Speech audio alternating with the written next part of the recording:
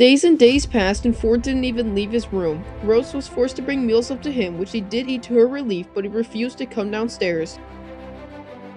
Is it because of Freddie, or is he just frightened after what Amber did to hurt him? Bit of both, probably. I'm still worried about him. As you should be. I'm just waiting until he's allowed to see Freddie, because that's the one thing he'll get out of bed for. Have you discussed leaving the country with him again yet? Briefly. But he will only move if Freddie moves with him. And I suppose that does make sense. Will he need police protection when he wakes up? If he stayed in this town, more than likely. Where would you be planning to move anyway? Canada. Canada? That's so far away. When? End of December, if all goes to plan. That's only a month and a half away. How could you even afford a house? Freddie told Ford a couple of weeks ago that Ford could use the money he received from the house for anything, as long as it was safety related. The house sold a few days ago. And Ford said I could use it to buy us a house far away from here. So I did. So it's all sorted then? Well, I hope so. Ford's a bit worried Freddie will refuse, but he told me he would literally drag him on a plane if he had to. Now I just have images in my head of comatose Freddie being pulled along the ground by Ford and then carried on to a plane, having absolutely no idea of anything that was going on. Now that I would love to see. Somehow I don't think Ford could drag a comatose person through airport security. It's the hospital. Never gonna stop until Amber's justice brought to her.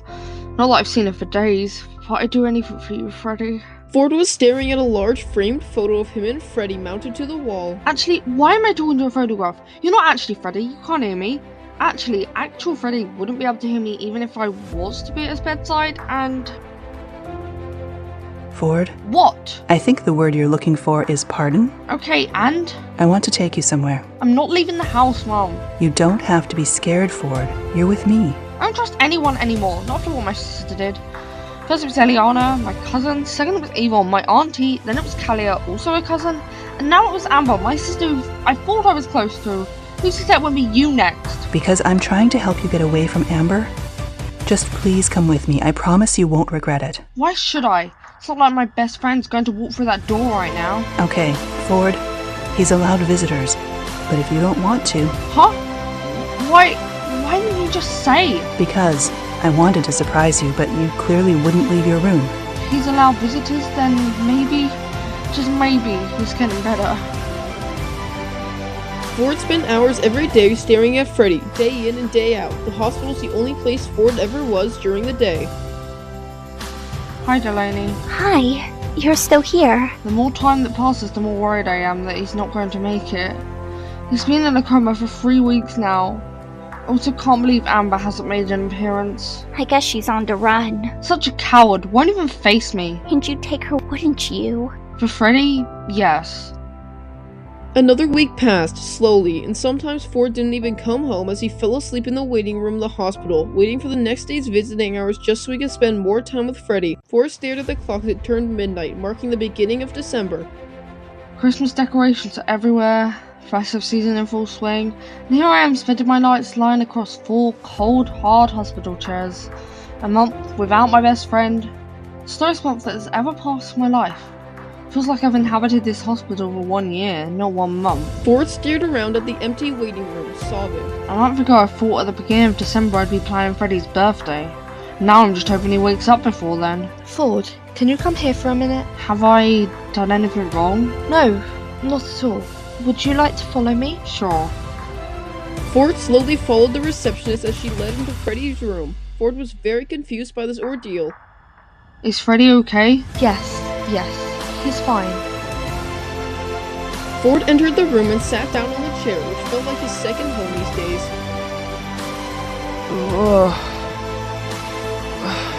Freddie? What? You've been in a coma?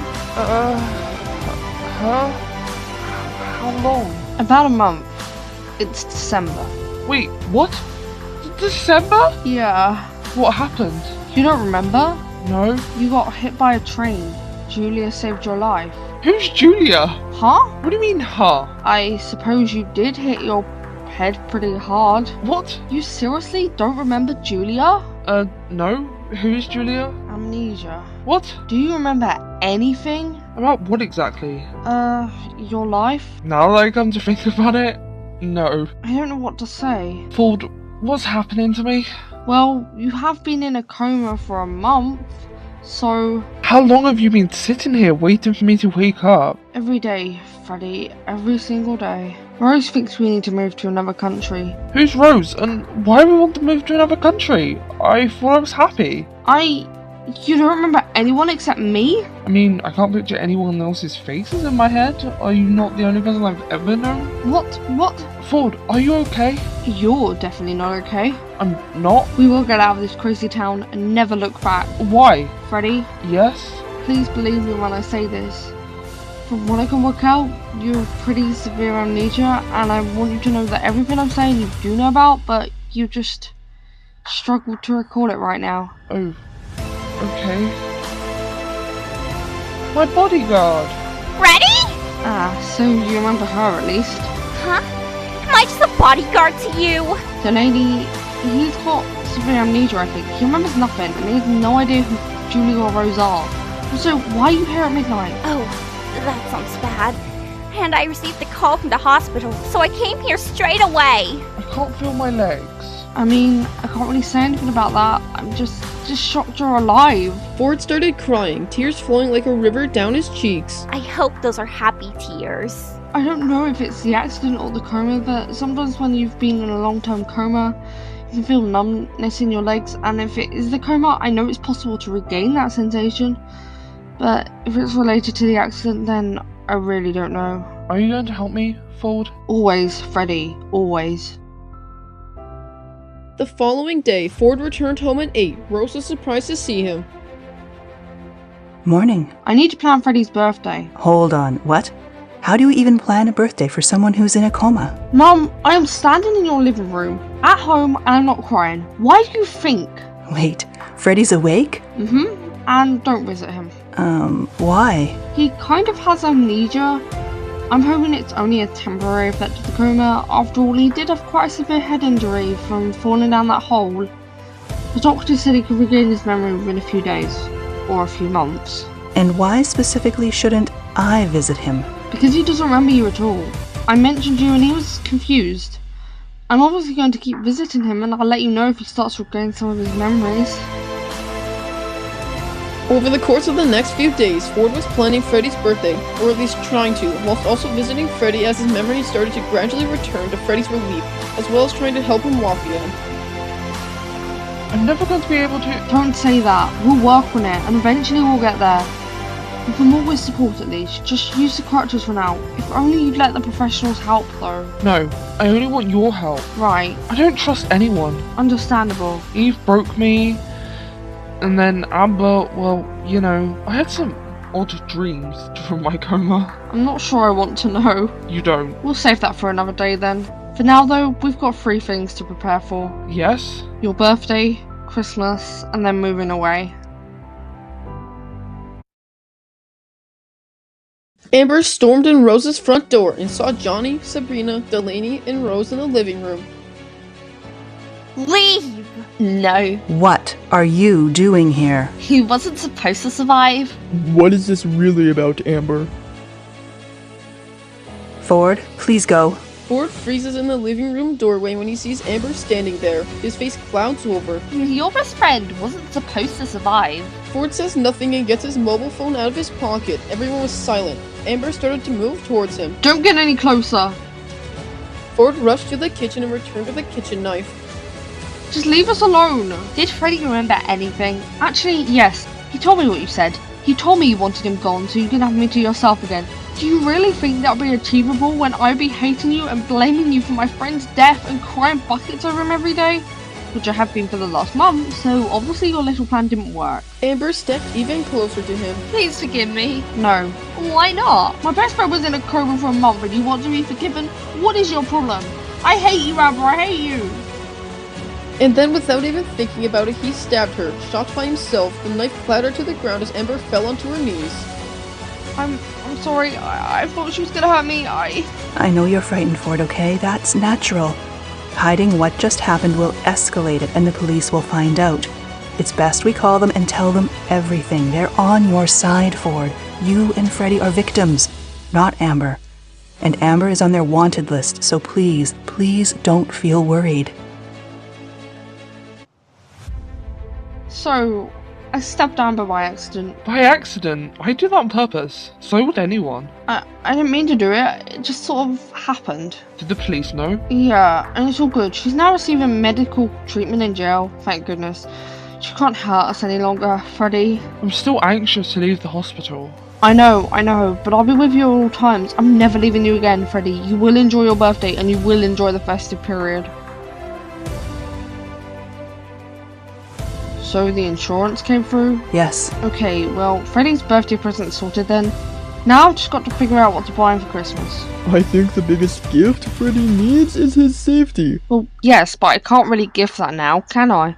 I think he needs to get back into doing some art again. It was, or even is, his main hobby, but we kind of forgot about hobbies when we were trying to survive. Ford rummaged through his wallet and found a couple of 20s. I'll go shopping later. I'm taking you. Ugh, fine.